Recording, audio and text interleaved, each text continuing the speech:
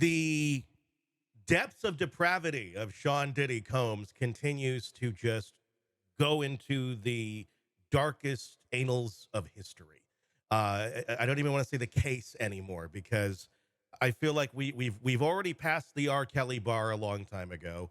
I think we just passed the Epstein station.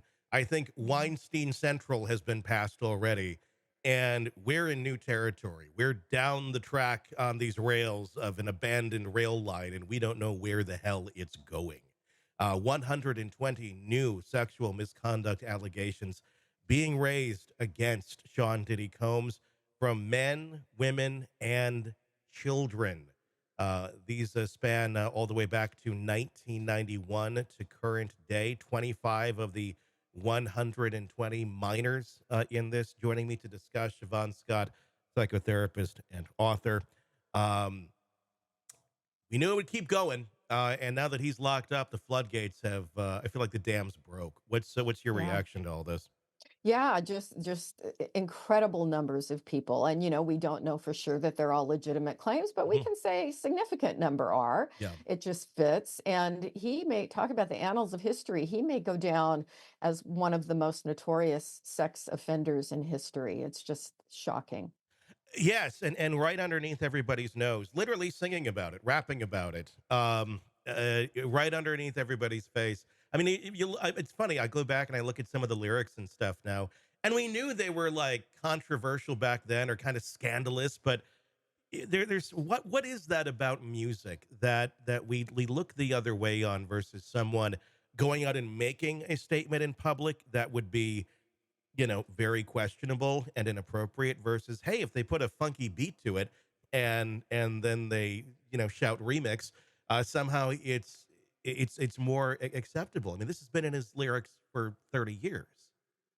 Yeah, I think there's always been a controversy about music lyrics, and maybe it's just a generational thing. People my age have probably never gotten into music with offensive lyrics. But when you grow up with it as a kid, you often, I don't even think, understand when children listen to it, they don't understand what the lyrics mean. And then there's the normalizing of it as people hear it more and more, and it just becomes kind of an accepted part of the culture. It's just it people start to take it as it's not significant. And I think everything that we put into our heads, particularly when you've got little kids, it's all significant. What they listen to, what they watch, it affects them. Yeah, I mean, without a doubt. I mean, the lyrics have certainly been there. The glorification of this kind of I mean, they call it what it is, pimp type lifestyle of just Hmm. disregard for women, they're objects Hmm. in that world, and they're gonna. I mean, some of the lyrics were literally this: "F them, love them, and leave them." Hmm. Is part of the culture and part of what was in many of those songs back then. I'm thinking of and other people as well that were in that circle and these sort of things are just celebrated that you have Yeah. young women, you have young men in the club listening to this stuff and like, yeah, why is that? Why do we have such cognitive dissonance to this music that we're consuming that we supposedly like and love? And I'm talking lyrics here that are 20 years old. I mean, I'm Mm. talking when I was Yeah. younger and in that sort of a scene, and you just I don't know, it's there, but we pretend that we Hmm. that it Hmm. doesn't mean anything, or I guess. Hmm. Yeah, it's something that comes up for me all the time working with younger people about values. And I recently met with a young guy in his 20s who was trying to date, and he was very anxious about dating and had a lot of anxiety around the issue of sex and all that. And he was a very nice guy. But he said, "You know what my friends are all telling me to do? They're telling me to get a girl and start buying her drinks and get her drunk and get at least 4 drinks. That's the magic number, at least 4 drinks in her, and then I'll score." And he goes, "But I'm not really comfortable with that." And I'm like, "Of course, I'm glad you're not comfortable with that. Let's break down and talk about this attitude." But I think there's just in general an acceptance, in certain parts of the culture, and probably not everybody, but certain parts of the culture where this kind of attitude, it's just what being a guy means. And of course, young women internalize a lot of this stuff about their self-worth and, how they're so focused on their appearance and everything revolves around being desired by guys. And it's a lot of dark stuff. And it's a contradictory thing as well. I've always found it very interesting, especially as the Me Too movement has progressed, and I'm not against that at all. But I have found it very interesting how contradictory some can be in this, where someone can be very strong on this, and yes, let's expose these people, but then you know we can get down to the music that talks about the exact same thing you're against. Um, Yep. and it glorifies it. That to me has just been a weird disconnect. I mean, we've Hmm. seen changes in some other areas of entertainment and movies and acting, and but music seems to always be kind of the last bastion that gets affected, or I guess brought to the surface and called out. Yeah. How is that people can be so contradictory on their passion and belief and what's right and what's wrong, but still be able to consume things like this with really no question. That's a really hard one for me to wrap my head around, and I have to say, as much as I study human Hmm. behavior and the aberrations sometimes that you see, that's one that makes no sense to me. And there have always been, certainly when I was growing up, there have been certain kinds of music that I just found it offensive. Yeah. And I think there's a lot of people like us, that just can't hear about rape in songs being celebrated and think that that's cool. And, I'm trying to think back when my kids were teenagers, if they ever listened to music like that.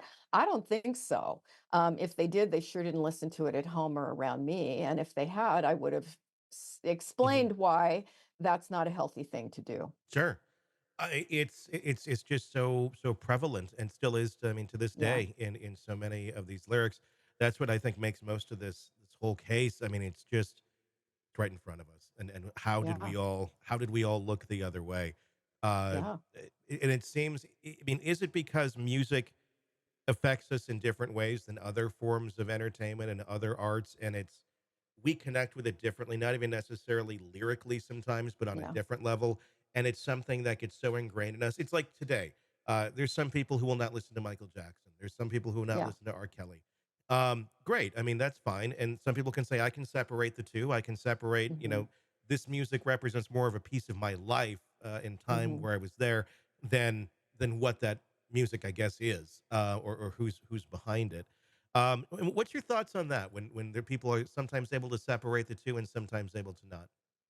I think a lot of people think that they separate it, Hmm. but I'm of a mind that everything that we're exposed to affects us subliminally. Hmm. And even if we're not aware that it's affecting our attitudes, even if we're saying, I don't even know what the lyrics are, and maybe there's a certain group of people that really tune the lyrics out very effectively. But I still question it. I don't think it's good for anybody. I'm that way on movies too.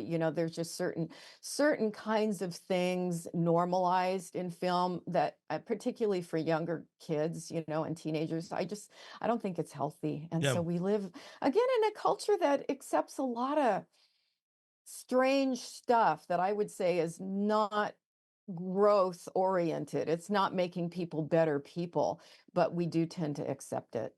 I guess. I mean, ultimately, we're in a free society. It's an individual choice of what anybody wants to do. But after R. Kelly's allegations came out, suddenly, nobody's playing any R. Kelly music anymore. Hmm. When the Michael Jackson stuff has hit peaks and flows here and Hmm. there, though that gets pulled, and then slowly, history kind of it gets back Yeah. there, and then we're hearing R. Kelly again on the radio, and we're hearing Michael Yeah. Jackson again back on the radio. Um, is that acceptable? I mean, is this something where, as a society, we need to basically take these people and every memory of them and just, I mean, pretend they didn't exist, no longer play their music, no matter how impactful it may have been on someone's life, take the performer out of it and just go for that. Um, you know, do we just erase that? I mean, or do we find some sort of peace with it and separate the two, or is that more of just an individual thing? I guess more so the question would be from like a if it's being played on Sirius XM or a radio station or Yeah. things of that nature. Yeah, I'm not big generally overall on censorship, and so I wouldn't say remove it from the planet Yeah. or from the radio, but I do think it's important to have conversations, just Mhm. like you're doing right now, about what is the impact of this, and is this something that we should stop and think about, and encourage kids to stop and think about it. Yeah. Encourage them to be thoughtful and analyze all this. There are people I grew up watching Woody Allen movies, and I always loved Woody Allen. Mhm. And I would never say at this point that we should remove his films. I think some of them were just masterful. Mhm. But I have to say, I don't feel the same way. Mhm. And I'll still watch one occasionally, but it hits me differently than it Sure. used to since everything came out that presented him in a less favorable light. Yeah, I mean, it's so interesting with very creative type individuals, and certainly not every creative individual, but where we see behavior like this, and they have a piece of them that they've given society that has been very beneficial. Um, Yeah, their music, whatever it might be. I mean, it's yeah, hard to argue. I mean, are the Diddy songs beneficial to society? I don't know. A lot of people had fun listening to them. I guess we could say yeah, that. It certainly was a soundtrack to people's lives at certain points. If you're living out the lyrics of the song, that may be a totally different thing, right. depending on what end of the lyric you're talking about.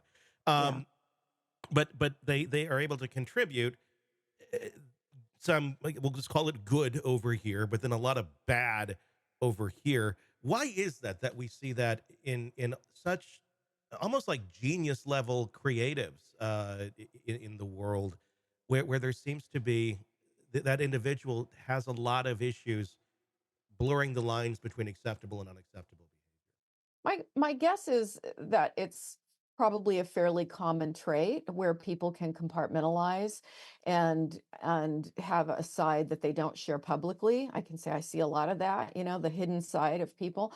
But it may be that when people gain a certain wealth and status, that's when they really push the envelope and they take advantage of it. And certainly if Diddy did not have the status that he's had and the wealth that he's had, he would have gotten caught a long time ago. behavior. 120 new ones in a day.